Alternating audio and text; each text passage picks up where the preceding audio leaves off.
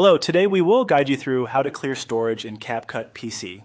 If CapCut is starting to feel a little slow, or you just want to free up some space on your computer, clearing the app's cache is a quick and helpful step. In this walkthrough, we'll show you exactly where to find the storage settings and how to remove cached files safely. This process is simple and only takes a moment. To begin, open the CapCut app on your PC. Make sure the application is fully loaded so you can access the main interface without any issues. If you have a project open, that's fine, but it's usually a good idea to pause what you're doing and focus on the settings first.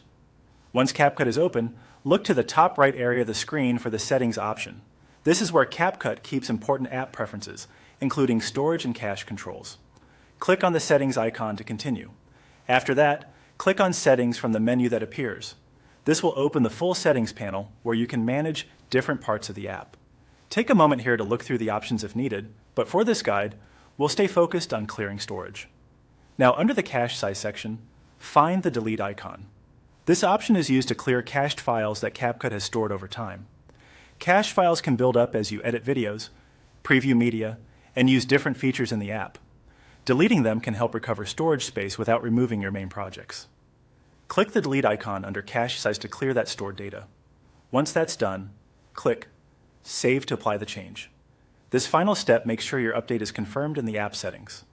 After saving, you can close the settings window and continue using CapCut as normal. As a general tip, clearing cache every so often can be a useful part of routine maintenance, especially if you work with large video files regularly. It can help keep the app organized and reduce unnecessary storage use over time. And that's it.